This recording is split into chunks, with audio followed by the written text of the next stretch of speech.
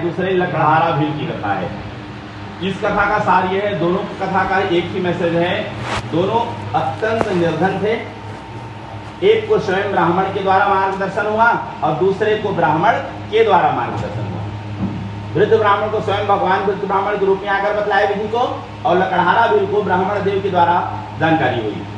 दोनों के पास व्यवस्था नहीं थी कि हम भगवान की पूजा कर सके, मतलब अर्थव्यवस्था नहीं थी, निर्धन थे, लेकिन मन में श्रद्धा हुई कि जैसे कि हम भगवान की पूजा करेंगे। ये कथा प्रमाण है, उन्होंने पूजा बाद में की है, फल पहले मिला है। उन्होंने पूजा हाँ, मतलब क्या हुआ देखिए, जो ब्राह्मण भिक्षाटन करके अपने घर का जैसे भरण पोषण करते थे, जब उन्होंने मन में संकल्प किया कि जैसे कि मैं भगवान की पूजा करूंगा, तो उस दिन क्या चमत्कार हुआ कि उस दिन उनको अधिकाधिक अन्न की प्राप्ति हुई। जिस भिक्षाटन से उनका घर नहीं चलता था, अधिकाधिक अन्न की प्राप्ति हुई, तो उसी में से कुछ को बेचकर वो भगवान के लिए सुंदर सामग्री जुटाए, पूजन सामग्री, और ले आकर के भक्ति भाव पूर्वक भगवान की कथा को। अब ये प्रमाण है भगवान की कृपा का, ये पूजा बाद में किए, फल पहले, जबकि दुनिया में ऐसा कोई काम नहीं होता कि हमें पहले फल मिल जाए, लेकिन कथा देखिए प्रमाण भगवान की कृपा का।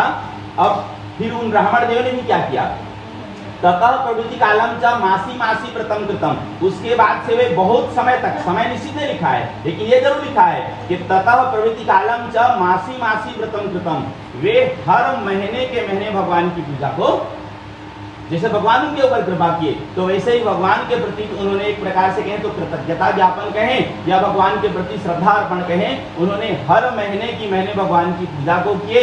और इसी व्रत के प्रभाव से व्रतस्या, कहते हैं ना, बभूव स द्विज श्रेष्ठम व्रतस्यास्य प्रभावतः, इसी व्रत के प्रभाव से वे श्रेष्ठ ब्राह्मण बन गए और इस लोक में समस्त सुख भोग कर फिर वो अंत में सद्गति को।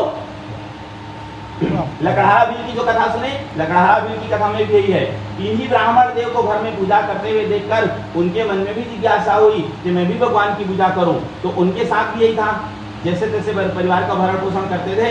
लेकिन जिस दिन इन्होंने मन में संकल्प किया कि मैं भगवान की पूजा करूंगा, उस दिन क्या हुआ, तब दिने काष्ठ मूल्यम च द्विगुणम प्राप्तवानसो, उस दिन ये हुआ उनके जो लकड़ी की कीमत है वो दोगुनी हो गई। तब दिने काष्ठ मूल्यम च द्विगुणम प्राप्तवानसो, दोगुना प्राप्त किए। ततः प्रसन्न हृदय सुपक्वा बदली फलम, वो हृदय से प्रसन्न हो गए, भगवान के कृपा का स्मरण करते हुए सुंदर पके हुए केले का फल, जैसे कि आपने पूर्व अध्याय में सुने थे कि दूध दही घृत आदि सब एकत्रित करके घर को आए, अपने बंधु बांधवों को बुला करके भगवान की श्रद्धा भक्ति से पूजा किए, तो उनके साथ भी ऐसे ही हुआ। ये दोनों कथा प्रमाण है, जैसे कि हमने सुना ना क्या क्या मिलेगा, दुख शोक आदि संगम मिटे जीवन का, धन धान्य की वृद्धि हुई। तो ये जो द्वितीय अध्याय की कथा है, वही जो उसमें बतलाया गया था, वो अक्षरशः बतलाया गया है कि उनके साथ ऐसा ऐसा हुआ है। तो ये दूसरे अध्याय की कथा है। बोलिए श्री सत्यनारायण भगवान की जय।